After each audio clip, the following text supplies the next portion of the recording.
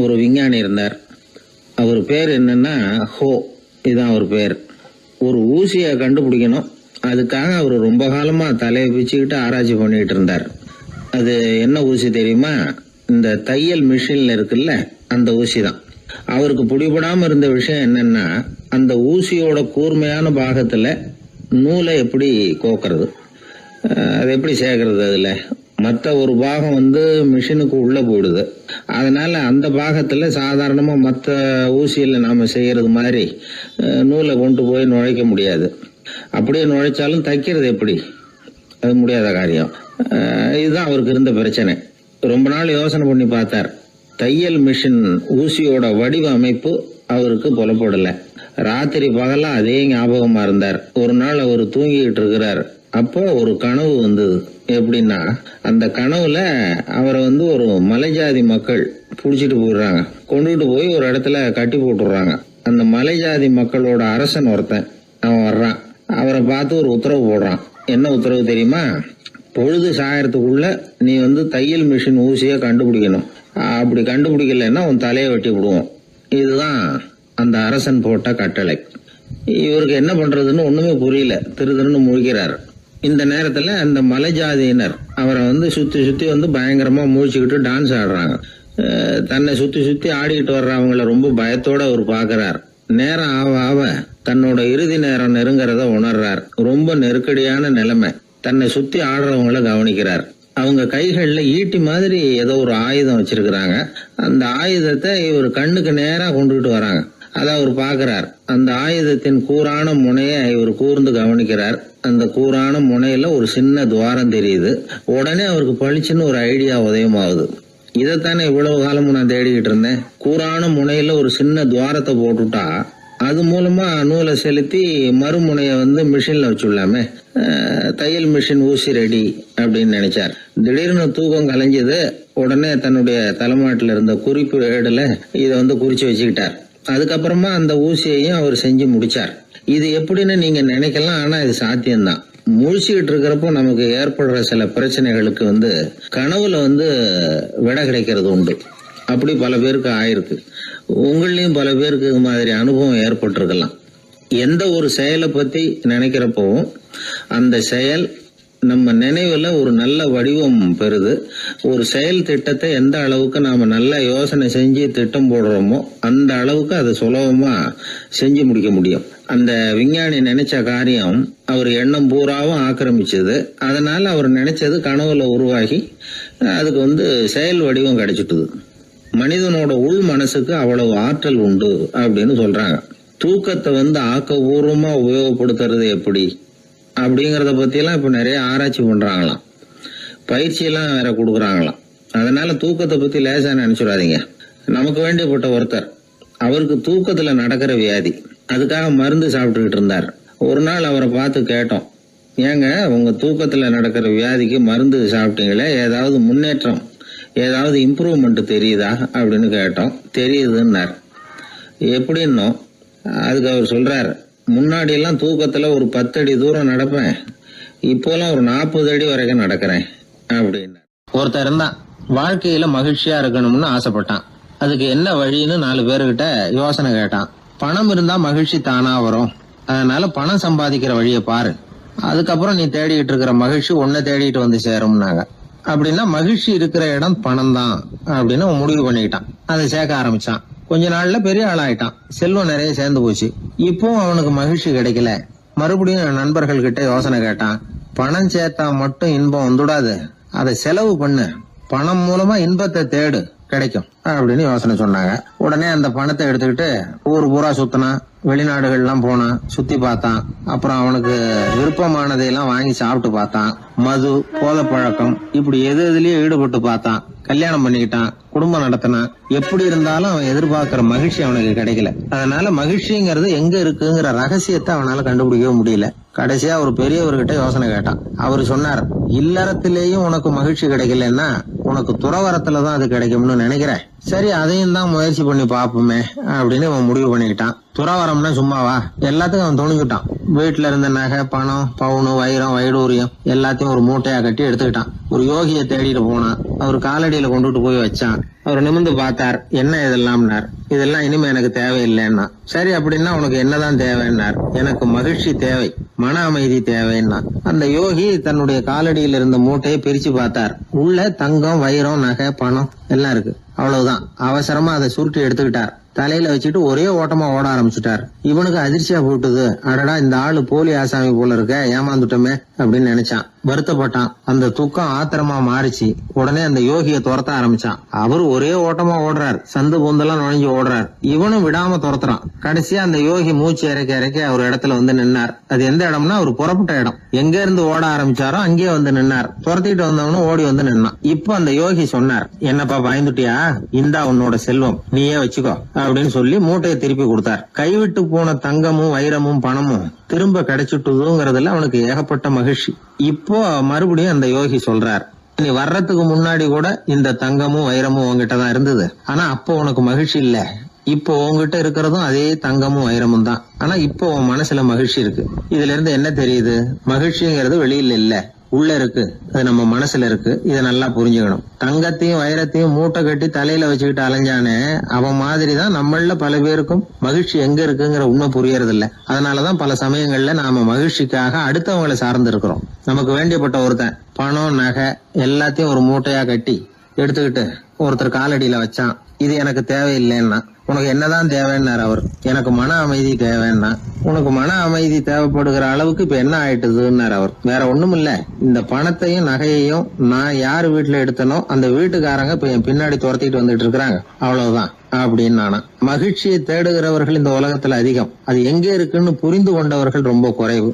எது உண்மையான மகிழ்ச்சி அப்படிங்கறத புரிஞ்சுக்கிட்டு அதுக்கு தகுந்த மாதிரி நம்முடைய வாழ்க்கையை அமைச்சுக்கணும். ஒரு குழந்தை அம்மா கிட்ட போச்சு, அம்மா என்ன தூக்கிக்க.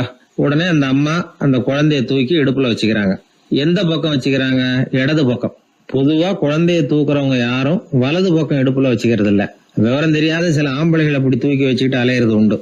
ரொம்ப காலமாவே குழந்தைகளை இடுப்புல இடது பக்கமா வச்சிருக்கிற பழக்கம் தான் இருந்து வந்திருக்குது. இதுக்கு ஆய்வாளர்கள் என்ன காரணம் சொல்றாங்க தெரியுமா? அப்படி இருந்தாதான் குழந்தை சொல்றத, குழந்தை நினைக்கிறத தாயினால நல்லா உணர முடியுதாம். இடது பகுதி ஆட்சி பண்றது, குறிப்பா காதின் தலைமையாக இருக்கிறது வலது பக்கம் தான். அதனால தாய் குழந்தைக்கு பதில் சொல்லவோ, அது என்ன கேக்குதுங்கிறத சீக்கிரமா புரிஞ்சுக்கிட்டு நடந்துக்கவோ அதுதான் சௌரியம் அப்படின்னு ஆய்வாளர்கள் இதுக்கு காரணம் சொல்றாங்க. இதனால என்ன ஆகுதான்? தாய்க்கும் குழந்தைக்கும் நெருக்கம் அதிகமாகுதான், குழந்தைக்கும் பாதுகாப்பு அதிகமா. அது மட்டும் இல்ல, ஒரு தாய் தன்னுடைய குழந்தைய இடுப்புல சுமக்கிறதுனால அவள் நினைக்கிறத, அவளோட இதய துடிப்ப குழந்தை உணர்தான். 9 மாதத்துக்கு அதிகமா இருந்த இடம் இல்லையா, அதனால அவளை பத்தி நல்லா அறிந்து கொள்ளுகிற வாய்ப்பும் குழந்தைக்கு கிடைக்குது. நம்ம முன்னோர்கள் ரொம்ப காலத்துக்கு முன்னாடியே வலது கைய பார்க்க ஆரம்பிச்சிட்டாங்களாம். அவங்க பயன்படுத்திய கல் ஆயுதங்கள்லாம் வலது பக்கமா தான் தீட்டப்பட்டிருக்குது. அதுல இருந்து நமக்கு என்ன தெரியுதுன்னா, வலது கையை தான் உபயோகப்படுத்தி இருக்கிறாங்கிறது தெரியுது. இப்படி எல்லாம் இருந்தா கூட இன்னைக்கு நம்மள 10ல் ஒருத்தருக்கு ஒரு பழக்கம் உண்டு, அது இடது கை பழக்கம். ஆனாலும் 2 கைகளும் ஒற்றுமையா இருக்கிறதுக்கு தான் ரொம்பவும் முயற்சி பண்ணுதான். இப்போ வலது கை பழக்கம் உள்ளவங்க பேசுறதுக்கு, எழுதுறதுக்கு, செயல்படுத்துற தலைமையகம் தலையின் பின்புறம் பிடரியில் இருக்குது. இடது கை பழக்கம் உள்ளவங்களுக்கு மூளையில 2 பக்கங்கள்லயும் தலைமையகம் இருக்குது. இது விஞ்ஞானிகள் சொல்றது. எத்தனையோ மேதைகள் இடது கை பழக்கம் உள்ளவங்களா இருந்திருக்கிறாங்க. அமெரிக்க மேதை பெஞ்சமின் பிராங்கிலின், இத்தாலிய ஓவியர் லியோனார்டோ டாவின்சி, இப்படி நிறைய பேர் இருந்திருக்கிறாங்க, இப்பவும் இருக்கிறாங்க. காலங்காலமா இயல்பாவே இடது கை பழக்கம் இருந்து வந்திருக்குது. அப்படி இருக்கிறப்போ வலது கை எப்போ இடது கைய வென்றது, ஜெயிச்சது அப்படிங்கிற விவரம் இன்னமும் யாருக்குமே புரியல. ஆய்வாளர்களுக்கும் புரியல. அவங்களும் யோசிச்சுக்கிட்டு இருக்கிறாங்க. உலகம் இடது பக்கமா தான் சுத்துது. வானத்துல இருக்கிற வெள்ளி வீதி, அப்புறம் அணுவுல இருக்கிற துணுக்குகள், உடம்புல இருக்கிற அமினோ அமிலம், இப்படி எல்லாமே இடதுபுறமா தான் இயங்கிட்டு இருக்குது. இவ்வளவு செய்திகள் இடது கைக்கு ஆதரவா இருக்கிறப்போ அது எப்படி வலது கை கிட்ட ஏமாந்தது அப்படிங்கிற ரகசியம் இன்னமும் யாருக்கும் தெரியலையா. இது சம்பந்தமா ஆராய்ச்சி பண்றவங்களுக்கு இது இன்னமும் ஒரு பிரச்சனையா தான் இருக்குதான். இப்படி இடது கை ஒதுங்கிட்டதுனால இப்பெல்லாம் வலது கைக்கு தான் மரியாதை அதிகமா போச்சு. ஒரு ஆசாமி இடது கையில கட்டு போட்டுட்டு வந்தானா, கையில என்னப்பா கட்டுன்னு விசாரிச்சிருக்கிறார் ஒருத்தர். ஒரு இயந்திரத்தை பிரிச்சு ரிப்பேர் பார்த்துக்கிட்டு இருந்தேன், மறுபடியும் அதை ஓட விட்டு பாக்குறப்போ இடது கை விரல் மாட்டிக்கிட்டது, அதுதான் கட்டு அப்படின்ட்டு இருக்கான். நல்ல வேளை வலது கை மாட்டியிருந்தா உன்னால சாப்பிட கூட கஷ்டமா போயிருக்குமே என்னார் அவர். இதுக்கு அவன் சொன்னானா, முதல்ல வலது கை தாங்க மாட்டிக்க இருந்தது, நான் தான் உடனே புத்திசாலித்தனமா அதை இழுத்துக்கிட்டு இடது கையை கொடுத்தேன் அப்படின்ட்டு இருக்கான். இவன் எப்பேற்பட்ட புத்திசாலி பாருங்க. இந்த வலதுகை இடதுகைங்கிறத பத்தி அறிவியல் ஆராய்ச்சி ஒரு பக்கம் இருந்தாலும் கை சுத்தமா இருக்கணும். இது வாழ்க்கைக்கு முக்கியம். உண்மை, உழைப்பு, நேர்மை இதெல்லாம் இருந்தாதான் வாழ்க்கையில முன்னேற முடியும். அதனால இந்த இடதுகை பழக்கம் வலதுகை பழக்கம் எது எப்படி இருந்தாலும் அது ஒருத்தருடைய புத்திசாலித்தனத்தை பாதிக்கிறது இல்ல. அதனால வாழ்க்கையில முன்னேறதுக்கு இது ஒரு இடைஞ்சலா இருக்கிறது இல்ல. நாம நம்ம உடம்பையும் புரிஞ்சுக்குவோம், மனசையும் புரிஞ்சுக்குவோம். அப்படி புரிந்து கொண்டு வாழ்க்கையில முன்னேறுவோம். நாம யாரு, நம்ம தகுதி என்ன அப்படிங்கிற நினைப்பு எப்பவும் நமக்கு இருக்கணும். தகுதிக்கு மீறிய நினைப்பு தான் பல சமயங்களில் நம்மளை சிக்கலில் கொண்டு போய் விட்டுடுது. ஒரு பூனை இருந்து தான் அது தன்னை ஒரு பூனைன்னு தானே நினைக்கணும். அப்படி நினைக்கல, தன்னை ஒரு புலின்னு நினச்சிக்கிட்டு இருந்தது. தன்னை பற்றின தகுதிக்கு மீறிய நினைப்போடு அந்த பூனை அப்படியே நடந்து போய்கிட்டு இருந்ததுதான். அப்போது வழியில் ஒரு பெரிய யானை அது அமைதியாக நின்றுக்கிட்டு இருந்தது. இந்த யானை ரொம்ப பொறுமையாக நின்றுக்கிட்டு இருக்கிறது இந்த பூனைக்கு ஒரு மாதிரியாக தெரிஞ்சிருக்கு. ஏன்னா பொறுமையாக ஒருத்தர் இருந்தால் அவங்கக்கிட்ட போய் ஏதாவது வாலாட்டி பார்க்கலாம்னு ஒரு ஆசை வருதில்ல. அது மாதிரி பொறுமையாக நின்றுக்கிட்டு இருக்கிறது பூனைக்கு அதுக்கிட்ட போய் கொஞ்சம் வாலாட்டி பார்க்கலாமே அப்படின்னு ஒரு ஆசை. உலக இயல்பு தானே அது. இந்த பூனை ரொம்ப நல்ல புள்ள மாதிரி அந்த யானை இருக்கிற பக்கமாக போகுது. அந்த யானையை சுற்றி சுற்றி வருது, உத்து பார்க்குது, வாய் துருதுருக்குது, வம்பு வளர்க்க ஆரம்பிக்குது. அந்த யானைகிட்ட போய் என்ன கேட்குது தெரியுமா? எல்லாருக்கும் ஒரு பக்கம்தான் வால் இருக்கும், ஆனால் உனக்கு என்ன இப்படி 2 பக்கமும் வால் இருக்கிறது மாதிரி இருக்கே அப்படிங்குது. இது வேண்டாத வேலை தானே.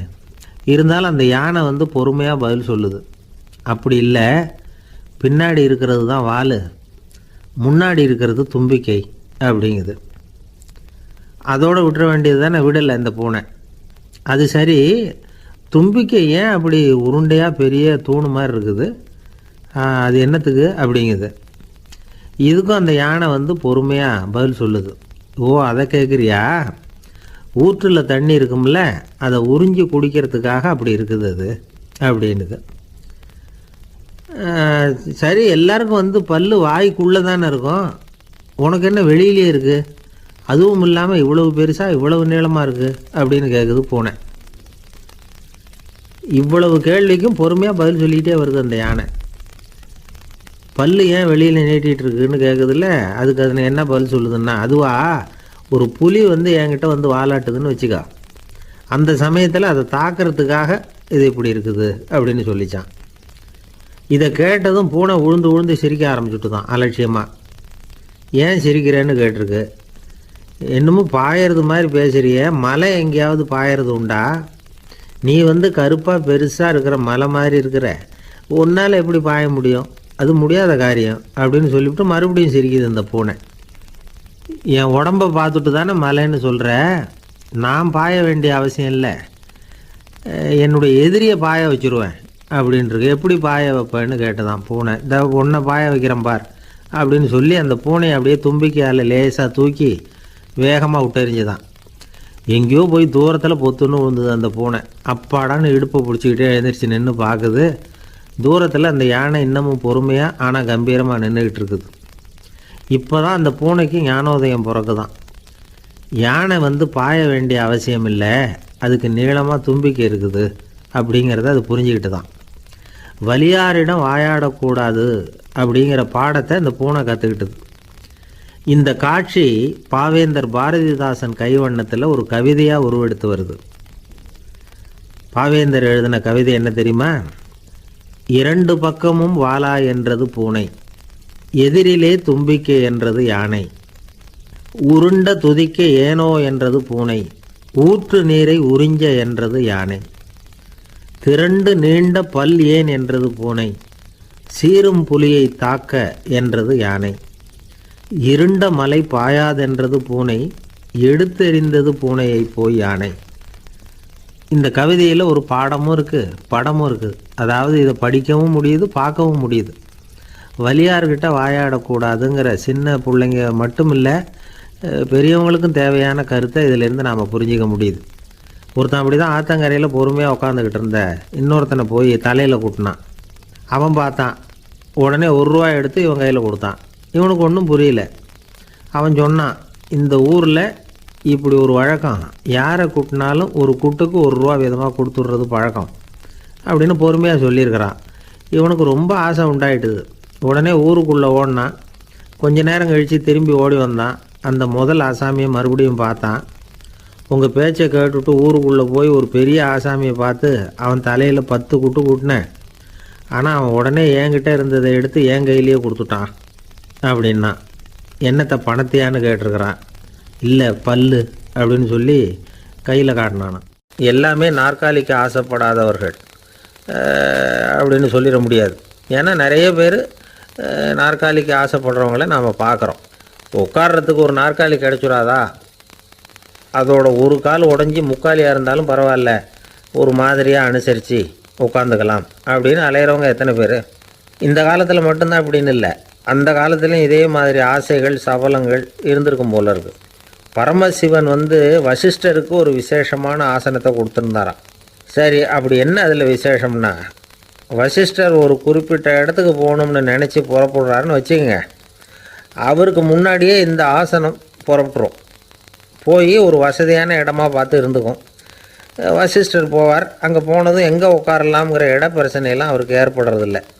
அதுதான் இவருடைய இருக்கை அங்கே முன்னாடியே போய் காத்துக்கிட்டு இருக்குதே. நேராக போவார், அதில் உட்காந்துக்குவார். மற்ற முனிவர்கள்லாம் இதை பார்த்தாங்க. அவங்களுக்கு பொறாமையாக இருந்துதான். எல்லோரும் ஒரு இடத்துல கூடி இதை பற்றி பேசியிருக்கிறாங்க. என்ன இது, நாமளும் அவரை மாதிரி தானே இருக்கிறோம், இருந்தாலும் நமக்கும் அது மாதிரி ஒரு ஆசனம் கிடைக்கலையே அப்படின்னு யோசனை பண்ணியிருக்காங்க. சரி, நேராக பரமசிவன்கிட்டே போவோம், இதை பற்றி கேட்போம் அப்படின்னு நினச்சிக்கிட்டு போனாங்களாம். பரமசிவனை பார்த்துருக்குறாங்க. ஐயா, நாங்களும் முனிவர்கள் தானே, வசிஷ்டர் பண்ணுறது மாதிரி நாங்களும் உங்களை குறித்து கடும் தவம் பண்ணிக்கிட்டு தானே இருக்கிறோம். அப்படி இருக்கும் பொழுது அவருக்கு மட்டும் ஏன் இந்த விசேஷ சலுகை அப்படின்னு கேட்டிருக்காங்க.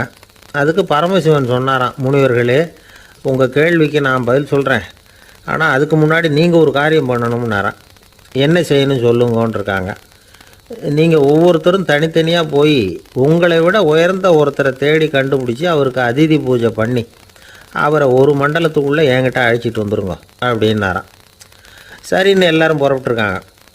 அவங்க போனதுக்கப்புறம் நந்தி தேவனை அழைச்சி வசிஷ்டரை கூப்பிட்டுக்கிட்டு வர சொன்னாராம். அவர் வந்தார், வணங்கினார்.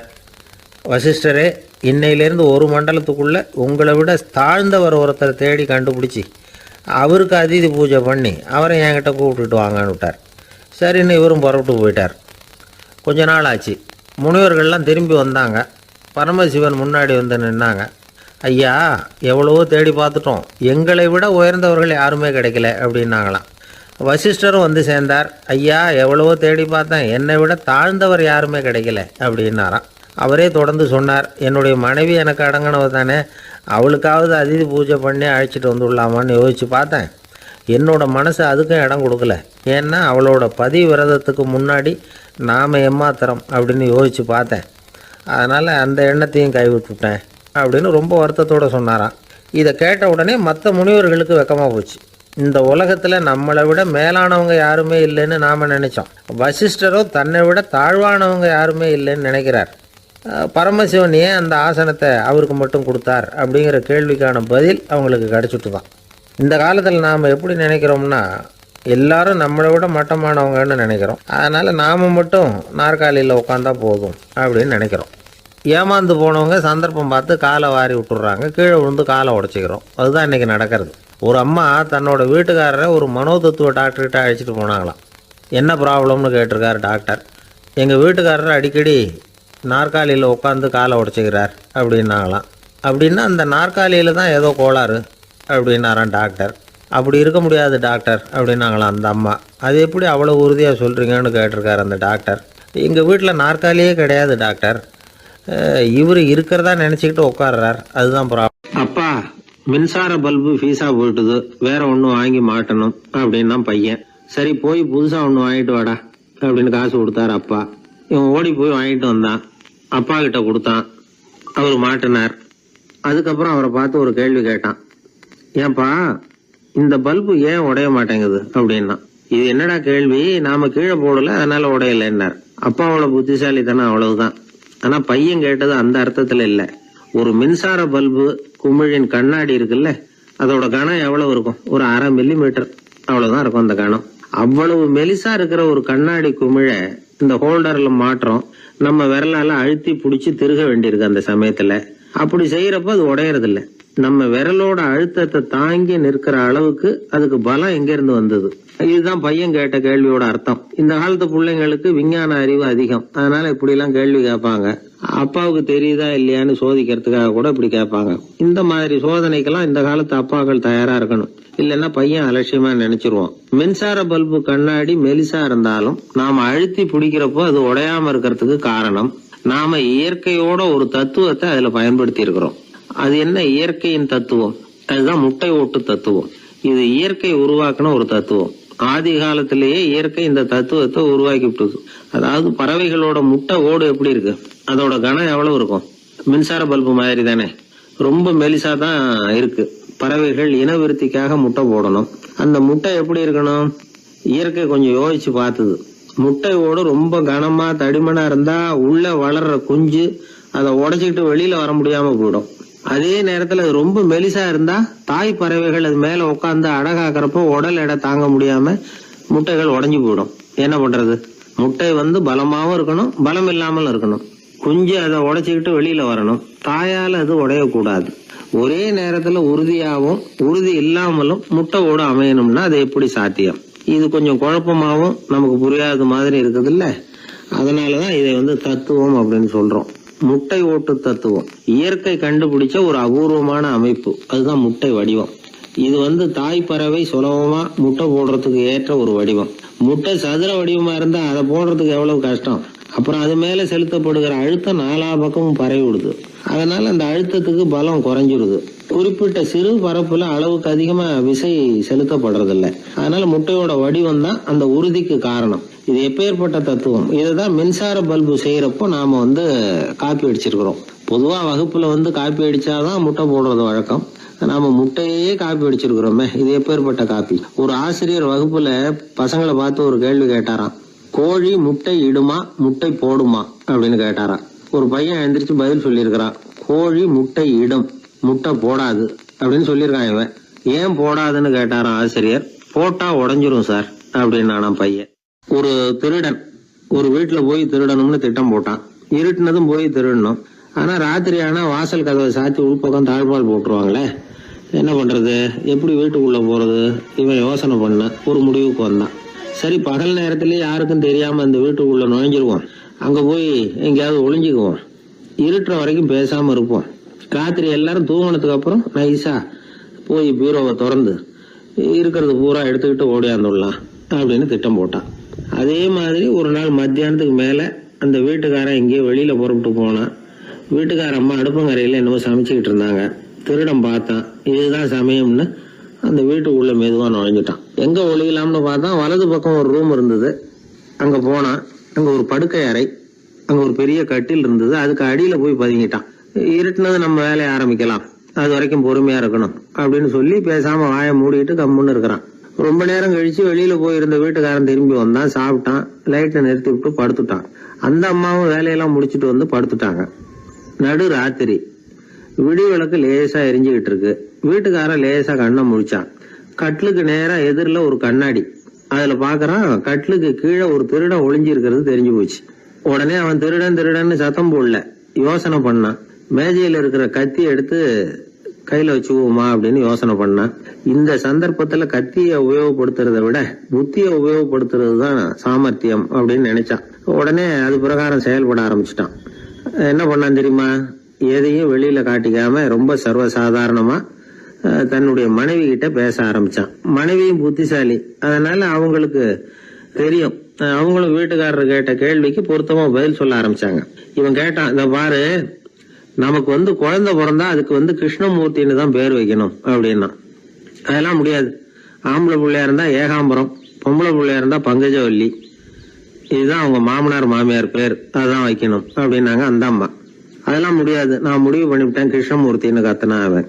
இல்ல ஏகாம்பரம் பங்கஜவல்லின்றது இந்த அம்மா. வாதம் முத்தி போச்சு. கிருஷ்ணமூர்த்தி கிருஷ்ணமூர்த்தி கிருஷ்ணமூர்த்தின்னா அவன். ஏகாம்பரம் பங்கஜவல்லி ஏகாம்பரம் பங்கஜவல்லின்னு இவங்க கத்துறாங்க. ஒரே சத்தமா போச்சு. இத கேட்டதும் பக்கத்து வீட்டுல இருந்தவங்க, எழுத்த வீட்டுல இருந்தவங்க எல்லாம் எழுந்திரிச்சு ஓடி இவங்க வீட்டு கதவை தட்ட ஆரம்பிச்சுட்டாங்க. தட தடன்னு இவன் சாவகாசமா எழுந்திருச்சு போய் கதவை திறந்தான்.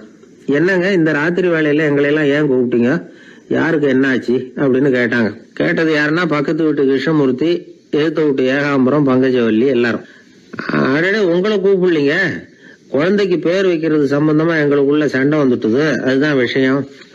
வேணும்னா இதை கட்டிலுக்கு அடியில ஒளிஞ்சிட்டு இருக்கிறானே ஒருத்தன், அவனை கூட கேட்டு பாருங்க, அவன் தான் இதுக்கு சாட்சி அப்படிங்கிறான் அந்த ஆளு. உடனே எல்லாரும் விஷயத்த புரிஞ்சுக்கிட்டு திருடனை பிடிச்சி போலீஸ்ல ஒப்படைச்சிட்டாங்களாம். நெருக்கடியான நேரங்கள்ல பதறாம புத்திசாலித்தனமா செயல்படணுங்கிறத தெரிஞ்சுக்கிறதுக்காக இந்த கதை. புத்திசாலித்தனமா செயல்படுற ஒரு குடும்ப தலைவி இருக்காங்க. அவங்க என்ன செய்வாங்க தெரியுமா, எல்லாரும் ராத்திரியானா வீட்டை உள்பக்கமா போட்டு விட்டு தானே படுப்பாங்க. ஆனா அந்த அம்மா என்ன பண்ணுவாங்கன்னா வீட்டை வெளிப்பக்கமா ஒரு பூட்டு போட்டு பூட்டி விடுவாங்க. எழுத்த வீட்டுக்காரங்க கிட்ட சொல்லி தினமும் இப்படி பூட்டி விட சொல்றது பழக்கம். ஏங்க அப்படி செய்யறீங்க, திருடன் சுலபமா உள்ளே வந்துடக்கூடாதுங்கிறதுக்காகவா அப்படின்னு கேட்டாங்க. இல்லைங்க, சுலபமா வெளியில போயிடக்கூடாதுங்கிறதுக்காக அப்படின்னாங்க. என்னங்க சொல்றீங்க அப்படின்னு கேட்டாங்க. ஆமாங்க, இவருக்கு அந்த பழக்கம் உண்டு அப்படின்னு தன்னுடைய வீட்டுக்காரரை காட்டினாங்க. பக்கத்து வீடுகள் பத்திரமா இருக்கணுங்கிறதுக்காக தன்னுடைய வீட்டை பூட்டி வைக்கிறது ஒரு பெரிய விஷயம் தானே. மகாபாரத யுத்தம் முடிஞ்சது. தர்மர் சக்கரவர்த்தி ஆனார். பீஷ்மர் யுத்த பூமியில அம்பு படுக்கையில படுத்து கிடக்கிறார், உயிரை விட போறார். சூரியன் வட திசை அடையிற உத்தராயண புண்ணிய காலத்தை எதிர்பார்த்து காத்துக்கிட்டு இருக்கிறார். அந்த சமயத்துல தர்மர் கண்ணங்கிட்ட அனுமதி வாங்கிட்டு பீஷ்மரை பாக்கிறதுக்காக குருக்ஷேத்திரத்துக்கு வர்றார். தம்பிமார்கள், திரௌபதி எல்லாரும் கூட வர்றாங்க. பீஷ்மரை பார்த்து எல்லாரும் வணங்குறாங்க. யுதிஷ்டர் பீஷ்மர்கிட்ட வர்ணம், ஆசிரமம், மக்கள் கடமை, அரசருடைய கடமை, இது மாதிரி விஷயங்களை பத்தி நிறைய கேள்விகள்லாம் கேட்கிறார்.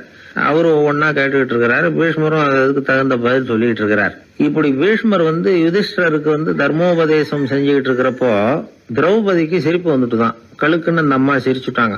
அந்த சத்தத்தை கேட்ட பீஷ்மர் தர்மோபதேசத்தை பாதியில நிறுத்தினார். திரௌபதியை பார்த்தார். மகளே ஏம்மா சிரிச்சேன்னு கேட்டார். என்ன மன்னிச்சிருங்க பிதாமகரே, ஏதோ தெரியாம சிரிச்சுட்டேன்னாங்க அவங்க.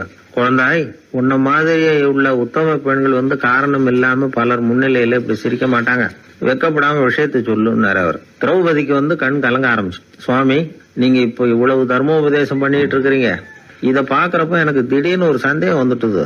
அதாவது இன்னைக்கு தர்மத்துக்கு இவ்வளவு சிறந்த விளக்கத்தை கொடுக்கற இதே பிதாமகர் அன்னைக்கு கௌரவர் சபையில துச்சாதனன் என்ன மானபங்கப்படுத்த முயற்சி பண்ணினப்போ வாய் மூடி மௌனமா பாத்துக்கிட்டு சும்மா தானே இருந்தார். அந்த சமயத்துல இவ்வளவு ஞானத்தையும் எங்கே விட்டு வச்சிருந்தார்?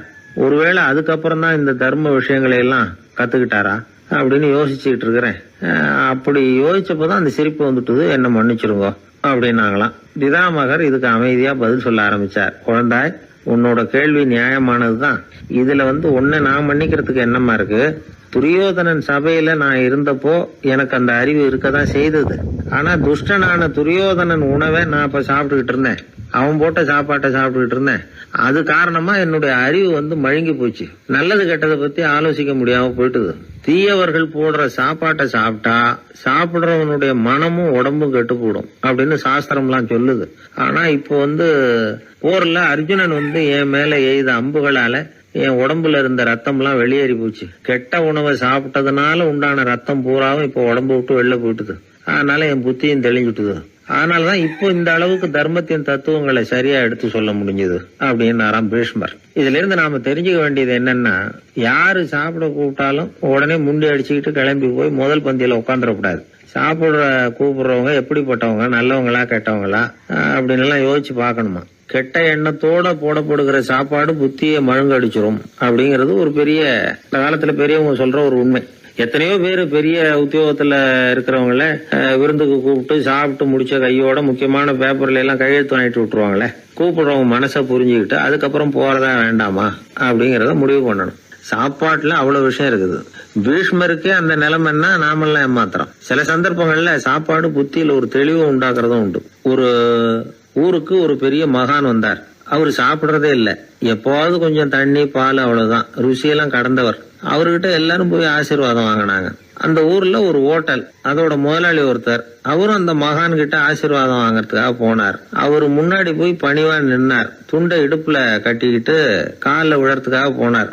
அதுக்கு முன்னாடி அந்த மகான் எழுந்திருச்சு இவர் காலில் விழுந்துட்டார். ஹோட்டல் முதலாளி பதறி போயிட்டார். சுவாமி, என்ன இது அபச்சாரம், நீங்க தான் என்ன ஆசீர்வாதம் பண்ணணும்னார். அதுக்கு அந்த சாமியார் சொன்னார், அப்படி இல்லைங்க, நீங்க தான் என்ன ஆசீர்வாதம் பண்ணணும். ஏன்னா கொஞ்ச காலத்துக்கு முன்னாடி உங்க ஹோட்டல்ல தான் நான் வந்து அக்கௌண்ட் வச்சு சாப்பிட்டுக்கிட்டு இருந்தேன். இன்னைக்கு நான் ருசியெல்லாம் கடந்து வெறுத்து ஞானியா போறதுக்கு நீங்க தான் காரணம், உங்க சாப்பாடு தான் காரணம் அப்படின்னாரு. பத்திரிகையில வர்ற செய்திகளை கூட நகைச்சுவையா சொல்றது உண்டு. அதாவது அதை நேரடியா சொன்னா வானொலியில அனுமதிக்க மாட்டாங்க சில விஷயங்களை. அது சின்னாருக்கு கௌரவ குறைச்சல், அது வேடிக்கை கலந்து நகைச்சுவோடு சொல்லும் பொழுது அதை அனுமதிச்சிருவாங்க. அப்ப அந்த விசாரணை கமிஷன் அது இது நிறைய நடந்துகிட்டு இருந்தது. டெல்லியில இருந்து அமலாக்க பிரிவு அதிகாரிகள்லாம் வராங்க போறாங்கன்னு பத்திரிகையில அமர்க்கலப்பட்ட இடம். அந்த நேரம் வந்து நான் ஒரு ரேடியோவில் ஒரு செய்தியை தயார் பண்றோம். அப்ப என்ன பண்ணேன்னா, இது மாதிரி அந்த பத்திரிகை செய்தியை வச்சுக்கிட்டே ஒரு செய்தி சொன்னோம், இன்னொரு தகவல் சொல்லி. என்னன்னா, ஒருத்தன் வந்து தமிழ்நாட்டுல ஒரு ஆள், அவன் திடீர்னு வந்து கோடீஸ்வரன் ஆயிட்டான். நேற்று வரைக்கும் சாதாரணமா இருந்தாள், இன்னைக்கு கோடீஸ்வரன் ஆயிட்டான். டெல்லியில இருந்து 2 அதிகாரிகள் வராங்க, எப்படி அவன் பணம் சேர்த்தான்னு கண்டுபிடிக்கிறதுக்கு. அவனை கூப்பிட்டு 2 அதிகாரிகளும் எப்படிடா பணம் சேர்த்த? நான் ஒன்னும் தப்பான வழியில பணம் சேர்க்கல சார், நான் வந்து பந்தயம் கட்டியே பணக்காரன் ஆயிட்டேன். பந்தயம் கட்டி எப்படிடா பணக்காரன் ஆக முடியும் அப்படின்னா, நீங்க நம்புங்க சார், நான் பந்தயம் கட்டி தான் பணக்காரன், தப்பான வழியில சேரல சார். பந்தயம் கட்டி எப்படிடா கோடீஸ்வரன் ஆனேன் அப்படின்னா, நாங்க நம்ப முடியாதுன்னு இருக்கான் விசாரிக்க வந்தவன். அப்படின்னா உங்ககிட்ட ஒரு பந்தயம் கட்டட்டுமான் இருக்கான் விசாரிக்க வந்தவன்ட்டிய. என்னடா பந்தயம் அப்படின்னா, ஒண்ணுமில்ல சார், இது என் கண்ணு, இது என் பல்லு, என் கண்ணை என் பல்லாலேயே கடிக்கிறேன், எவ்வளவு பந்தயம். விசாரிக்க வந்தவன் 100 ரூபாய் எடுத்து வச்சான், இதை ப்ரூவ் பண்றான்னு. அப்படியே கண்ணை எடுத்துட்டான், அது பளிங்கு கண்ணு. ஏற்கனவே ஒரு கண்ணு பளிங்கு கண்ணை வச்சுனா எடுத்து கடிச்சு விட்டான். இது விசாரிக்க வந்தாலும் 100 ரூபாய் விட்டுட்டு நிக்கிறான். எப்படி பணம் சேர்த்தான்னு வந்தவன். உடனே இன்னொருத்தன், இவன்ட்ட என்னடா பேச்சு கொடுக்காரா, நம்ம பணம் தான் அங்க போயிட்டு இருக்கு, உனக்கு விசாரிக்க தெரியல, போடா நான் விசாரிக்கிறேன்னு அடுத்தவன் வந்தான். அது நீ ஒழுங்கா சொல்றேன், எப்படிடா பணம் சேர்த்தேன் சார், நீங்க கொஞ்சம் புத்திசாலியா தெரியுது அவரை விட, நீங்களாவது நம்புங்க சார், பந்தயம் கட்டி தான் பணம் சேர்த்தேன், நான் நம்ப முடியாது. அப்படின்னா உங்ககிட்ட இன்னொரு பந்தயம் கட்டட்டுமா அப்படின்றான். வேண்டாம், அவனை ஏமாத்தி விட்டேன் ஆள வேண்டான்றான். இல்ல சார், அவரு ஏமாந்தது பொய் கண்ணு, பளிங்கு கண்ணுன்னு தெரியாது, ஏமாந்துட்டார். இப்போ உங்ககிட்ட பந்தயம் கட்டுறது நெஜம் கண்ணு, இந்த பக்கம் பளிங்கு கண்ணு கிடையாது, நெஜம் கண்ணு, இதை பல்லால கடிக்கிறேன் அப்படின்னா அவன் ஒரு 100 ரூபாய் எடுத்து வச்சான். இவன் அப்படியே பல்செட்டை கட்டினான் தனியா, அப்படியே கட்டி கடிச்சு விட்டான். அதே விட்டுட்டான். இவன் உடனே 2 பேரும், இவன்கிட்ட பேச பேச நம்ம பணம் தான் அவன்கிட்ட போயிட்டு இருக்கு, இவன் எப்படி பணம் சேர்த்தான்னு கண்டுபிடிக்கிறதுக்கு டெல்லியில இருந்து வந்திருக்கோம், மேற்கொண்டு பேசாத, பேச பேச பந்தயம் கட்டுவான். திரும்பி போறதுக்கு ரயிலுக்கு டிக்கெட் சரியா இருக்கா பாடுறான்றான். அவன் கரெக்டா எண்ணி பார்த்து கரெக்டா இருக்கப்பா, மேற்கொண்டு பேசாத, அவன்கிட்ட நம்ம போயிடுவோம், போய் நம்ம அதிகாரிகிட்ட சொல்லிடுவோம்னு சொல்லி போயிட்டு வரேன் சார் அப்படின்னு சொல்லிட்டு மரியாதை போயிட்டாங்க. போய் டெல்லியில பெரிய அதிகாரிகிட்ட போய், சார் அவன்கிட்ட வந்து விசாரிச்சு பார்த்தோம் சார், தமிழ்நாட்டுல பந்தயம் கட்டி தான் பணம் சேர்த்தேன்னு சாதிக்கிறான், எங்ககிட்ட ஒரு 200 ரூபாய் வாங்கிட்டான் சார் அப்படின்னு. அவருக்கு கோவம் வந்துட்டுது. இந்தியாவுக்கே தலைமை அதிகாரி, இதுக்காகவாடா நீங்க இருக்கீங்க, எத்தனை பேர் இருக்கீங்க உங்களை மாதிரி ஜூனியர் ஆபீசர்ஸ் நம்ம ஆபீஸ்ல இந்தியா பூரா விசாரிக்கிறதுக்கு அப்படின்னா? 30 பேர் இருக்கோம் சார். 30 பேருக்கு அனுபவம் பத்தாது, நான் இந்தியாவுக்கே தலைமை அதிகாரி, அனுபவம் ஜாஸ்தி, உங்களுக்கு ட்ரைனிங் கொடுக்கணும் எப்படி ஒருத்தரை விசாரிக்கிறதுன்னு. 30 பேரும் ஒரு ரூம்ல வந்து உட்காருங்க, ஒரு ஆள் போய் அந்த ஆளை தமிழ்நாட்டுல இருந்து நீங்க கூப்பிட்டுட்டு வா, வர்ற வரைக்கும் அவன்கிட்ட பேசாதீங்க, பந்தயம் கட்டுவான், மெதுவா கொண்டு வந்து நிறுத்து அப்படின்னா ஒரு ஆள் வந்து ஸ்பெஷலா கூப்பிட்டு போட்டான். இது மாதிரி மேடையில நிறுத்திவிட்டு ஒரு தலைமை அதிகாரி 30 ஜூனியர் அதிகாரிகள் அவங்களுக்கு பயிற்சி கொடுக்குறார். இவனை பார்த்து, ஒழுங்கா சொல்லு, எப்படி பணம் சேர்த்த, நான் இந்தியாவுக்கே தலைமை அதிகாரி, என்கிட்ட உண்மையை ஒத்துக்கிட்டீங்கன்னா உன்னை அப்ரூவர் ஆக்கிடுவேன் அல்லது தண்டனையை குறைப்பேன், அந்த அதிகாரம்லாம் என்கிட்ட உண்டு, ஒழுங்கா சொல்லு அப்படிங்கிறார். அவர், சார் நீங்க இந்தியாவுக்கே தலைமை அதிகாரி, அனுபவம் ஜாஸ்தி, நீங்களாவது நம்புங்க சார், நான் பந்தயம் கட்டி தான் பணம் சேர்த்தேங்கிறான். இங்கேயே வந்து இப்படி சாதிக்கிறேன், உன்னை நம்ப முடியாதரா அப்படின்னா உங்ககிட்ட ஒரு பந்தயம் கட்டட்டுமா நானா அவர்கிட்ட போய், வேணாண்டா என் ஆளை ஏமாத்தி விட்டேன் அப்படின்னா. இல்ல சார், அவங்க ஏமாந்தது என் உடம்ப பத்தின ரகசியம், என் கண்ணு பளிங்கு கண்ணுன்னு தெரியாது, நான் பல்செட்டு கட்டியிருந்தது தெரியாது, ஏமாந்துட்டாங்க. இப்ப நான் உங்ககிட்ட கட்டுற பந்தயம் உங்க உடம்ப பத்தின ரகசியம். என் உடம்புல என்னடா ரகசியம்? முதுகுல, உங்க முதுகுல 1 ரூபா அகலத்துக்கு கருப்பா ஒரு மச்சம் இருக்கு, உண்டா இல்லையானா? இல்லைன்னு தெரியும் அவருக்கு. இல்லடா, நேத்து வரைக்கும் இல்ல சார், இப்ப இருக்குது மச்சம் அப்படின்னு. உடனே 100 ரூபாய் எடுத்து வச்சார் அவர் தலைமை அதிகாரி. ஒரு 100 ரூபாய் வச்சு சட்டையை கட்டி காட்டுறாரு, மச்சம் இல்ல. இவன் தோத்துட்டான், இங்கிருந்து போனவன். உடனே 200 ரூபாய் எடுத்து வச்சுக்கிட்டு, தோழர்களே இப்படிதான் ஒருத்தரை விசாரிக்கணும், என்கிட்ட இவன் ஏமாந்துட்டான் பாருங்க, துருவி துருவி விசாரிக்கிறதுன்னு சொல்றாங்களே இதுதான் அப்படின்னு விளக்கம் கொடுத்தார். அப்போ இவன் மெதுவா ஆரம்பிச்சானா, சார் இந்த பந்தயத்துல உங்களுக்கு 200 ரூபாய் லாபம், ஆனா இதே பந்தயத்துல எனக்கு 2900 ரூபாய் லாபம் சார் அப்படின்றான். என்னடா பண்ண அப்படின்னு கேட்டிருக்காரு. உங்களுக்கு தெரியாம இந்த 30 பேர்கிட்டையும் தனித்தனியா ஒரு பந்தயம் கட்டியிருக்கேன். 30 பேர்கிட்ட என்னடா பந்தயம் கட்டினேன்? ஒண்ணும் இல்ல சார், உங்க எல்லாரும் முன்னாடியும் உங்க மேல் அதிகாரியை சட்டையை கேட்ட வைக்கிறேன், உங்களுக்கு பந்தயம் கட்டினேன். போயிட்டு உங்க பூரா எனக்கு 2900 ரூபாய் லாபம். அவரு பார்த்தா அதிர்ச்சி ஆயிட்டாரு. தலைமை, சார் நீங்க போங்க சார் அப்படின்னு சொல்லி ஒரு ஆளை கொண்டு போய், சாரை கொண்டு போய் மரியாதையா பக்கத்து ரூம்ல விட்டுவாங்க, இனிமே அவர்கிட்ட யாரும் பேசாதீங்க வாங்கன்னு சொல்லிவிட்டு, அதுக்கப்புறம் தோழர்களே இவர் பேச ஆரம்பிச்சார். தோழர்களே, இனிமே யாரும் தமிழ்நாட்டு பக்கம் விசாரிக்க போகாதீங்க. நீங்க யாராவது போறதுன்னா மத்திய பிரதேசம், உத்தரப்பிரதேசம், இப்படி எத்தனையோ பிரதேசம் இருக்கு, போயிட்டு வாங்க. தமிழ்நாட்டுக்கு மட்டும் போகாதீங்க, ஏன்னா அங்க போனா நம்ம பணத்துக்கு ஆபத்து வந்துருது அப்படின்னு சொன்னாருன்னு இந்த கதையை ரேடியோவில் சொன்னேன். இந்த கதையை உண்மை சம்பவமா சொன்னா அனுமதிச்சிருக்க மாட்டாங்க. இந்த நகைச்சுவைக்கு உள்ள மரியாதை என்னன்னா, அது ஒரு கதை மாதிரி உண்டு பண்ணி இப்படி சொன்னதும், இதுல என்ன என்னுடைய விசேஷம்னா, இந்த ஸ்கிரிப்டை வாங்கிட்டு வர சொல்லி மந்திரியினுடைய பிஏ வந்தார். ஒரு மந்திரி அப்ப இருந்தவர், அவர் பிஏ அடிக்கடி வருவார். வந்து இந்த போன நேற்று முந்தா நாள் ரேடியோவில் சொன்ன அந்த இன்னொரு தகவல் காப்பி ஒன்று வாங்கிட்டு வா அப்படி அப்படின்னு கூப்பிடுவார். மேடையில பேசுறதுக்கு எங்களுக்கு தேவை, உபயோகப்படும்னு கேட்பார். அவரு இந்த நிகழ்ச்சி வந்தப்போ உடனே அன்னைக்கு வந்துட்டார் அந்த பிஏ. இன்னைக்கு காலையில சொன்னீங்களே சார், மந்திரி கேட்கிறாரு மேடையில பேசுறதுக்கு அப்படின்னு. நான் அப்பதான் ஆச்சரியப்பட்டேன். பாருங்க, இந்த நகைச்சுவைக்கு உள்ள மரியாதை. அவரே கேட்கிறார், சொல்லப்பட்டதே அவரை பத்தி தாங்கிறது தெரியாம அவரே எப்படி சொல்ல. அதுதான் சிரிப்புக்குள்ள மரியாதைங்கிறது. அது யாரை பத்தி சொல்றோமோ அவருக்கு தெரியாம கூட சொல்லலாம் அதை. அப்படி இது உண்மையில நடந்த சம்பவம். அந்த அமைச்சர் இப்ப இல்ல, உயிரோட எல்லாம் இப்ப இருந்து வாங்கிட்டு இருந்தார். கிராமத்துல ஒருத்தன் வந்து தன்னுடைய நகங்களை வெட்டிக்கிட்டு இருந்தான். வெட்டி முடிச்சதும் ஒரு வயசானவர் அவனை பார்த்து, அதெல்லாம் அடுத்தவன் கண்ணில் படுறது மாதிரி போட்டுறாதப்பா, ஆபத்துன்னார். என்ன ஆபத்துன்னு கேட்டான் இவன். எவனாவது பில்லி சூனியம் வைக்கிறவன் எடுத்துட்டு போயிட போறான் அப்படின்னாரு அவர். வேண்டாத ஒருத்தனுக்கு ஏதாவது கெடுதல் பண்ணணும்னா உடனே மந்திரவாதியை தேடி போறது உண்டு. மந்திரவாதி என்ன பண்ணுவாருன்னா, யாருக்கு சூன்யம் வைக்கணுமோ அவனோட காலடி மண்ணு, முடி, நகம் இதையெல்லாம் அவனுக்கு தெரியாம எடுத்துட்டு வா அப்படிம்பார். இது மட்டும் இல்ல, அழுக்கு துணி, வேறு மனித உருவம் மாதிரி செய்யப்பட்ட பொம்மை, இதெல்லாம் கூட மந்திரவாதிகள் பயன்படுத்துறது உண்டு. இதெல்லாம் ஏமாத்து வேலை. மனிதனுடைய முடி, நகம் இதெல்லாம் வெட்ட வெட்ட வளருது இல்லையா, அதனால அதுக்குள்ள உயிர் இருக்கிறதாக ஆதி மனிதர்கள் நம்பி இருப்பாங்க. அதனால மனுஷங்கிட்ட இருந்து அதெல்லாம் பிரிக்கப்பட்ட பிறகும் கூட அதுகளுக்கும் அந்த மனுஷனுக்கும் தொடர்பு இருக்கிறதாக அவங்க நம்பினாங்க. அந்த நம்பிக்கை தொடர்ந்து வந்து அதோட விளைவாதான் இன்னைக்கு மந்திரவாதிகள் நகத்தையும் முடியையும் எடுக்கிறாங்க. அந்த நகத்துக்கும் முடிக்கும் ஒரு பாதிப்பு உண்டாக்குனா அது சம்பந்தப்பட்டவனுக்கு போய் சேரும் அப்படிங்கறது அவங்க நினைப்பு. அவ்வளவுதான் விஷயம். இது மாதிரி நம்பிக்கைகள் தான் இன்னைக்கு நகம், முடி இதையெல்லாம் மற்றவங்க கண்ணில் படும்படி போடக்கூடாது அப்படிங்கிற வழக்கத்தை உண்டாக்கி விட்டுது. ஒருத்தர் பேரு என்னன்னு கேட்டு தெரிஞ்சுட்டு போய் அந்த பேரை வச்சு அவனோட ராசி பலனை கணிச்சு அவனுக்கு ஏற்பட இருக்கிற கெட்ட நேரத்துல அவனுக்கு சூன்யம் வச்சா அது உடனே பலிக்கும் அப்படின்னு ஒரு நம்பிக்கை. அது மட்டும் இல்ல, சூன்ய தகட்டுல பேரை எழுதி புதைக்கிறதும் உண்டு. இதனாலதான் பெண்கள் வந்து கணவன் பேரை சொல்லாத பழக்கம் ஏற்பட்டுதான். அதாவது பேரை கேட்டுக்கிட்டு போய் ஏதாவது கெடுதல் பண்ணிவிட்டா என்ன பண்றது அப்படிங்கிற பயம். அப்படி ஆரம்பிச்ச பழக்கம்தான் இன்னைக்கு ஏதோ மரியாதைக்காக கணவன் பேரை வந்து பிறர் முன்னிலையில சொல்றது இல்லை அப்படிங்கிறது மாதிரி ஆயிட்டுது. மந்திரவாதிகள் நம்ம ஊர்ல மட்டும்தான் இருக்கிறாங்கன்னு நினைக்காதீங்க, உலகம் பூரா உண்டு. பிசி தீவில் வாழக்கூடிய மக்கள் என்ன செய்வாங்களாம் தெரியுமா? இது மாதிரி மாந்திரீகம், செய்வன, பில்லி, சூனியம் இதெல்லாம் தங்களை பாதிக்காம இருக்கிறதுக்காக வீட்டை சுத்தி அகழி வெட்டி அதுல தண்ணீரை வந்து நிரப்பி வச்சிருவாங்களாம். ஆஸ்திரேலியாவில் இருக்கக்கூடிய பழங்குடி மக்கள் கிட்ட ஒரு பழக்கம், ஏதாவது பழங்கள் சாப்பிட்டா அதோட விதைய தண்ணீர்லயோ அல்லது ஆத்துலயோ போட்டுருவாங்களாம். வெளியில போட்டுட்டா அதை எடுத்து செய்வினைக்கு பயன்படுத்திடுவாங்க அப்படிங்கிற பயம். இது மாதிரி உலகம் பூராவும் செய்வினையின் மூலம் அடுத்தவங்களுக்கு பாதிப்பை உண்டு பண்ண முடியும் அப்படிங்கிற நம்பிக்கை இருக்கத்தான் செய்யுது. பொதுவா எல்லா ஊர்லயுமே நகம், முடி, காலடி மண்ணு, மனித உருவ பொம்மை இததான் மந்திரவாதிகள் பயன்படுத்துறாங்களாம். இந்த பில்லி, சூனியம், செய்வினை இதுல இருக்கிற உண்மை என்ன தெரியுமா? நகமோ முடியோ எதையும் செய்யறது இல்ல, சம்பந்தப்பட்டவனுக்கு ஏற்படுற பயம் இருக்கு பாருங்க, அதுதான் பாதிக்கும். இது மனநிலையை பொறுத்த விஷயம், வேற விஞ்ஞான ரீதியான பாதிப்பு இதுல வந்து எதுவும் கிடையாது.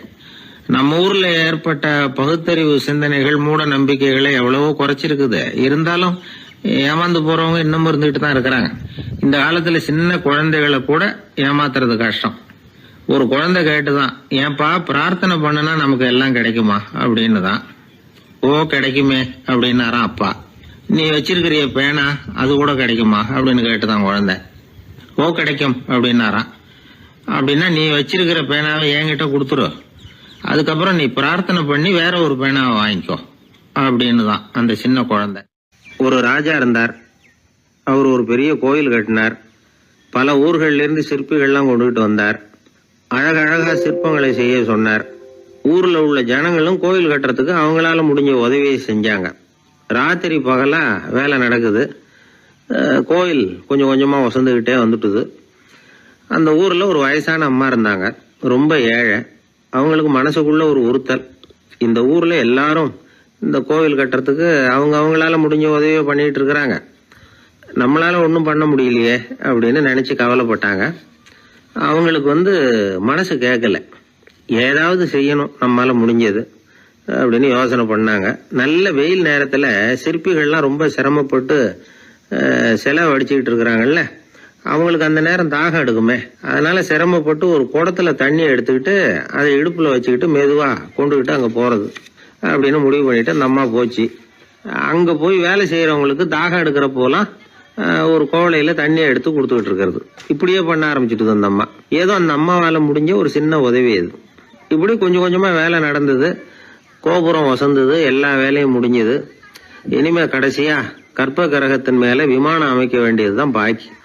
அந்த வேலையும் ஆரம்பமாச்சு. அந்த சிற்பிகள்லயே அனுபவசாலியான ஒருத்தர் இந்த அம்மாவை தேடிட்டு வந்தார். பாட்டி, உங்ககிட்ட இருக்கிற ஏதாவது ஒரு பொருளை கொடுங்க, அந்த விமானத்துல வைக்கலாம் அப்படின்னு நாங்க நினைக்கிறோம் அப்படின்னார். இந்த அம்மாவுக்கு ஒன்றும் புரியல. ஏதாவது இருந்தாவில கொடுக்கலாம், எதுவும் இல்லையே, என்ன பண்றது யோசனை பண்ணாங்க. இத பாருப்பா, என்கிட்ட என்ன இருக்கு, இந்த வாசப்படியில கிடக்குது, இந்த கல்லு தான் இருக்குது, வேணும்னா இதை எடுத்துட்டு போங்க அப்படின்னாங்க. உடனே அந்த கல்லை பேத்து எடுத்துட்டு போயிட்டாங்க அவங்க. அங்க போய் பார்த்தா என்ன ஆச்சரியம், அந்த விமானத்து உச்சியில கலசங்களை அமைக்கிறதுக்கான பிரம்ம எந்திரத்தை மூடுற கருங்கல் ஒண்ணு தேவையா இருந்தது. இவங்க எடுத்துட்டு போன கல்லு அதுக்கு ரொம்ப பொருத்தமா அமைஞ்சு போச்சு. ஏதோ அதுக்காகவே அளவெடுத்து செஞ்சது மாதிரி அமைஞ்சுட்டுது. அந்த கல்லையே அங்க அப்படியே பதிச்சுட்டாங்க. ஒரு வழியா கோவிலை கட்டி முடிச்சாங்க. அடுத்தது கும்பாபிஷேகம். அதுவும் ரொம்ப சிறப்பா கோலாகலமா நடந்து முடிஞ்சது. இவ்வளவையும் பார்த்த அந்த ராஜாவுக்கு மனசுக்குள்ள ரொம்ப பெருமையா இருந்தது. இவ்வளவு பெருசா இந்த கோவில் உருவாகிறதுக்கும் இவ்வளவு சிறப்பா இந்த விழா நடக்கிறதுக்கும் நாம தானே காரணம் அப்படின்னு மனசுக்குள்ள நினைச்சுக்கிட்டார். இப்படி நினைச்சுக்கிட்டே அன்னைக்கு ராத்திரி அரண்மனையில படுத்து தூங்கினார். உடனே ஒரு கனவு. ஆண்டவனே அந்த ராஜாவோட கனவுல வந்தார். ராஜா ஆண்டவனை வணங்கினார். இறைவா, உங்களுக்காக நான் கட்டி இருக்கிற கோவில் எப்படி இருக்குது, நல்லா இருக்குதா அப்படின்னு கேட்டார் ராஜா. அதுக்கு இறைவன் சொன்ன பதில் என்ன தெரியுமா, நீ கட்டின கோவில்ல அந்த கிழவியோட நிழல்ல நான் சுகமா இருக்கிறேன் அப்படின்னாராம். இப்படி சொல்லிவிட்டு கடவுள் மறைஞ்சுட்டார். கனவு கலைஞ்சுது. ராஜா விசாரிச்சார், யார் அந்த கிழவி அப்படின்னு. எல்லாரும் விவரத்தை சொன்னாங்க. அப்பதான் ராஜா நினைச்சு பார்த்தார், இந்த கோவிலை நானே கட்டினதாக ரொம்ப பெருமைப்பட்டுக்கிட்டேன். ஆனா அந்த வயசான அம்மா வீட்டு வாசல்ல கிடந்த கல்லு அது இறைவனுக்கு சுகமான நிழல் கொடுக்கறதாக சொல்றாரு அப்படிங்கறத எண்ணி பார்த்தார். நான்கிற எண்ணம் நழுவி போயிட்டுதான். கோபுரம் எவ்வளவு பெருசுங்கிறது முக்கியம் இல்ல, குணம் எவ்வளவு பெருசுங்கிறது தான் முக்கியம். அந்த வயசான அம்மா நம்ம நாட்டுல வாழறது தான் நமக்கு உண்மையான பெருமை அப்படின்னு நினைச்சாராம் ராஜா. இந்த காலத்திலயும் ஒரு ஊர்ல ஒரு கோவில் கட்டினாங்க. எல்லா ஜனங்களும் அவங்களால முடிஞ்சதை செஞ்சாங்க. நம்மால ஒருத்தன் அந்த திருப்பணி குழு தலைவரை போய் பார்த்தான். நான் ஏதாவது ஒத்துழைக்கணுமா ஐயா அப்படின்னு ரொம்ப பணிவா கேட்டான். திருப்பணி குழு தலைவர் சொன்னார், இத பாருப்பா, இந்த கோவில் கட்டி முடிக்கிற வரைக்கும் உன்னுடைய ஒத்துழைப்பு எதுவும் தேவையில்லை. கட்டி முடிச்சு கும்பாபிஷேகம் ஆனதுக்கு அப்புறம் தான் உன்னுடைய ஒத்துழைப்பு ரொம்ப அவசியம் அப்படின்னார். அதுக்கப்புறம் நான் என்ன செய்யணும் சொல்லுங்கன்னா, இவன் இந்த சாமி சிலையை நீ திருடிட்டு போகாம இருக்கணும், அவ்வளவுதான் அப்படின்னாராம் அவர். ஆங்கிலேய ஆட்சி இந்தியாவில் நடந்துகிட்டு இருந்த காலம். மூதறிஞர் ராஜாஜி சேலத்துல வழக்கறிஞரா தொழில் நடத்திட்டு இருக்கிறார். அவர் ஒரு சமயம் தன்கிட்ட வேலை செஞ்சுக்கிட்டு இருந்த பணியாளர் ஒருத்தரை கூப்பிட்டார். இத பாருப்பா, இந்த அஞ்சல் தலைய இந்த தபால் கவர்ல ஒட்டிட்டு வா அப்படின்னு சொன்னாராம். அந்த ஆள் உடனே அந்த கவரையும் ஸ்டாம்பையும் வாங்கிட்டு போனார். பசை தடவி ஸ்டாம்பை கவர்ல ஒட்டினார். திருப்பி கொண்டுகிட்டு ராஜாஜி கிட்ட கொடுத்தார். இவர் அதை வாங்கி பார்த்தார். உடனே சிரிக்க ஆரம்பிச்சுட்டாராம். அவரால் சிரிப்பை அடக்க முடியல. அந்த பணியாளரை பார்த்து, ஏன்பா, நாங்க எல்லாரும் எவ்வளவோ பாடுபட்டு முயற்சி பண்ணி போராடிட்டு வர்றோம், ஆனா எங்களால முடியல, எங்களால முடியாத அந்த காரியத்தை நீ ஒரு நிமிஷத்துல செஞ்சுட்டியே அப்படின்னு சொல்லிவிட்டு மறுபடியும் சிரிச்சாராம். பணியாளருக்கு உடனடியா ஒன்றும் புரியல. என்னன்னு பார்த்தார். அப்புறம் ராஜாஜி சொன்னாராம், ஆமாப்பா, நீ ஒரு நிமிஷத்துல பிரிட்டிஷ் மன்னரை கவுத்துட்டியே அப்படின்னாராம். அப்புறம் தான் விவரம் புரிஞ்சிருக்குது. அந்த பணியாளர் மன்னர் உருவம் இருந்த அந்த தபால் தலைய அந்த கவர்ல தலைகீழா ஒட்டி வச்சிருக்கிறார். அதை பார்த்துட்டு தான் ராஜாஜி அப்படி சொன்னாராம். இந்த நகைச்சுவை உணர்வு அவருக்கு இயல்பாகவே இருந்தது. சேலத்தில் வெங்கட சுப்பையர் அப்படின்னு சொல்லி ஒரு பிரபலமான வக்கீல், அவரும் ராஜாஜியும் ஒரு ஊர்ல பொதுக்கூட்டத்தை முடிச்சுக்கிட்டு திரும்பி ரயிலில் சென்னைக்கு வந்துகிட்டு இருக்கிறாங்க. ராத்திரி நேரம். வெங்கட சுப்பையர் ஜன்னல் ஓரமா உட்காந்து பயணம் பண்ணிட்டு இருக்கிறார். திடீர்னு ஒரு இடத்துல அவரோட கை கடிகாரம் நழுவி ஜன்னல் வழியா வெளியில வந்துட்டுதான். அவர் உயிருக்குயிரா பாதுகாத்து வச்சிருந்த வாட்ச் அது. ஏன் தெரியுமா? அவர் வக்கீல் ஆகிறதுக்கு முன்னாடி சென்னை கிறித்துவ கல்லூரியில பணியாற்றிக்கிட்டு இருந்தார். பணி முடிஞ்சு விலகிறப்போ அவர்கிட்ட படிச்ச மாணவர்கள்லாம் அன்புக்கு அடையாளமா ரொம்ப பிரியமா கொடுத்த கை கடிகாரம் அது. அப்பேற்பட்ட அன்பு பரிசை திடீர்னு இழந்து விடுறதுக்கு யாருக்குதான் மனசு வரும்? ஐயோ, வாட்சி வெளியில விழுந்துட்டுதே அப்படின்னு பதட்டத்தோட சத்தம் போட ஆரம்பிச்சாராம். ராஜாஜி பக்கத்துல தான் உட்கார்ந்து இருக்கிறார். இருந்தாலும் இதை கேட்டுட்டு பதட்டப்படல, பதில் எதுவும் சொல்லல. அவர் பாட்டுக்கு என்னத்தையோ 1, 2, 3ன்னு எண்ணிட்டே வந்தாராம். வெங்கட சுப்பையர் ரொம்ப வேதனைப்பட்டிருக்கார். என்னங்க இது, என்னோட அருமையான கை கடிகாரம் நழுவி வெளியில விழுந்துட்டுது, அதுக்காக நான் தவிச்சுக்கிட்டு இருக்கிறேன். நீங்க என்னன்னா இதை கொஞ்சம் கூட காதுல வாங்கிக்காம குழந்தை மாதிரி என்னத்தையும் எண்ணிட்டே வர்றீங்களே அப்படின்னாராம். அப்பவும் ராஜாஜி ஒன்னும் பதில் பேசல. அவர் பாட்டுக்கு விடாம எண்ணிட்டே வந்தார். அடுத்த ஸ்டேஷன்ல வண்டி நின்னுது. ராஜாஜி ஸ்டேஷன் மாஸ்டரை கூப்பிட்டார். அவர் வந்ததும் அவர்கிட்ட சொன்னாராம், சார், எங்களுக்கு ஒரு உதவி செய்யணும். நாங்க வர்ற வழியில என் நண்பரோட வாட்ச் வெளியில விழுந்துட்டுது. அது விழுந்த இடத்துல இருந்து தந்தி கம்பங்களை விடாம எண்ணிக்கிட்டே வந்திருக்கிறேன். இவ்வளவு கம்பங்களுக்கு அப்பால அது கிடக்கும். தயவு பண்ணி யாரையாவது அனுப்பி அதை தேட ஏற்பாடு பண்ணுங்க. அது கிடைச்சுட்டுதுன்னா எங்களால முடிஞ்ச அன்பளிப்பு தர்றோம். அது மட்டும் இல்ல, எங்களுக்கு ஒரு லெட்டர் போடுங்க, கிடைச்சுட்டுதுங்கிற விவரத்தை நாங்க வந்து வாங்கிக்கிறோம் அப்படின்னு எல்லாம் சொன்னாங்களாம். அப்படின்னு சொல்லி முகவரியெல்லாம் கொடுத்துட்டு வந்துட்டாங்க அவங்க. கொஞ்ச நாள்ல அந்த கடிகாரமும் வந்து சேர்ந்துட்டு தான். இது எதுக்கு சொல்றாங்கன்னா, பதற்றம் அடையக்கூடாது அப்படிங்கிறது ரொம்ப முக்கியம். பதற்றம் அடையக்கூடிய நேரத்துல கூட அறிவை சிதற விடாம செயல்படுத்துற சாமர்த்தியம் எல்லாருக்கும் சுலபமா வந்துடாது. அவரோட நகைச்சுவை உணர்வுக்கு இன்னொரு உதாரணம். ஒரு தடவை அவரை பாக்குறதுக்கு ஒரு நண்பர் வந்தாராம்.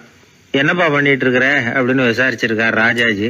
இப்ப நான் நிறைய கதை கட்டுரை எல்லாம் எழுதுறேன் சார், புத்தகம் போடுறேன் அப்படின்னாராம் வந்தவர். அப்படின்னா சாப்பாட்டுக்கு என்ன பண்ற அப்படின்னு கேட்டாராம் ராஜாஜி. இங்க எழுத்த நம்பி யாரும் காலம் தள்ள முடியாதுங்கிறத அவ்வளவு தெளிவா அவர் புரிஞ்சு வச்சிருக்கிறார். என்னுடைய நண்பர் ஒருத்தர், அவர் விரல்ல நகமே இருக்காது. என்ன காரணம்னு நினைக்கிறீங்க? எல்லாத்தையும் அவரே கடிச்சு துப்பிடுவார். அப்படி ஒரு பழக்கம். சின்ன குழந்தைகள் நகம் கடிக்குது, விரல் சூப்புது. இதுக்கு என்ன காரணம் தெரியுமா? குழந்தைகள் மனசுல ஏற்படக்கூடிய ஒருவித பாதுகாப்பின்மை, இன்செக்யூரிட்டி, அல்லது தான் சரியா கவனிக்கப்படல அப்படிங்கிற எண்ணத்தோட வெளிப்பாடு தான் அது அப்படிங்கிறாங்க டாக்டர்கள். சில இடங்கள்ல 2வது குழந்தை பிறந்த உடனே பெரியவர்கள் கவனம் முதல் குழந்தைகிட்ட இருந்து கொஞ்சம் விலகி 2வது குழந்தைகிட்ட போயிடும். அந்த சமயத்துல முதல் குழந்தைக்கு இந்த பழக்கம் ஏற்படுறதுக்கு வாய்ப்பு உண்டாம். சில குடும்பங்கள்ல கணவன் மனைவி 2 பேருமே வேலைக்கு போறவங்களா இருப்பாங்க. குழந்தை ரொம்ப நேரத்துக்கு பெத்தவங்களை பிரிஞ்சு இருக்க வேண்டிய சூழ்நிலை இருக்கும். குழந்தை ஒரு பாதுகாப்பின்மையை உணர ஆரம்பிக்கும். இந்த பழக்கம் வந்துடும். அதனால ஒரு குழந்தைக்கு தான் ஒதுக்கப்படுறோம் அப்படிங்கிற நினைப்பு வராம பாத்துக்கணும். வளர்ந்த குழந்தைகளும் நகம் கடிக்கும். வயசானவங்க கிட்டையும் இந்த பழக்கம் இருக்கும். இது ஒரு மனச்சிதைவின் வெளிப்பாடு அப்படிங்கிறாங்க மனநல நிபுணர்கள். அம்மா அப்பா திட்டினாலும் சரி, அல்லது ஆசிரியர் திட்டினாலும் சரி, இந்த பழக்கம் வந்துடும். நாம தவறு பண்ணிட்டோம் அப்படிங்கிற நினைப்பு வர்ற சமயம் நகம் கடிக்க ஆரம்பிச்சிருவோம். ஏதோ ஒண்ணு அடையணும் அப்படின்னு நினைக்கிறோம், அதை அடைய முடியல.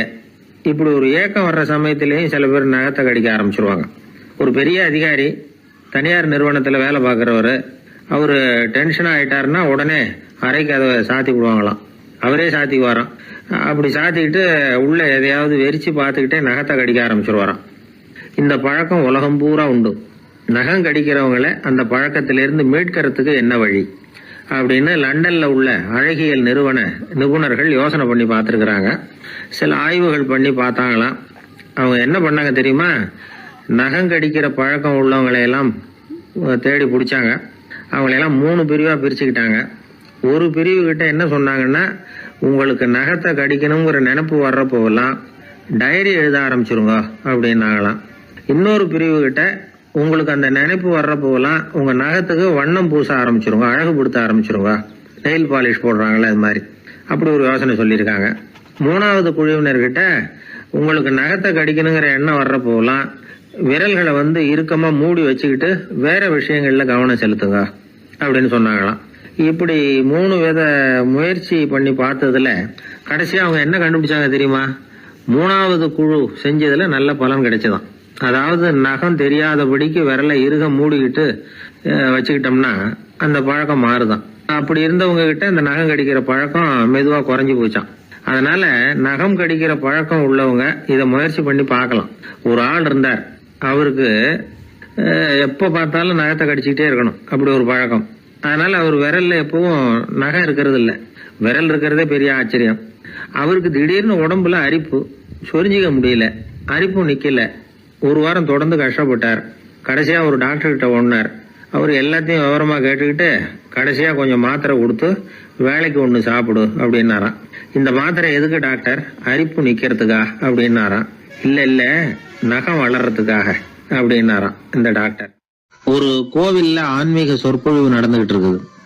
ஒரு பெரியவர் பேசிக்கிட்டு இருக்கார். கடவுளை பத்தியும் சொர்க்கத்தை பத்தியும் மனுஷனை பத்தியும் அவர் விவரமா பேசுறார். எல்லாரும் உட்கார்ந்து கேக்குறாங்க.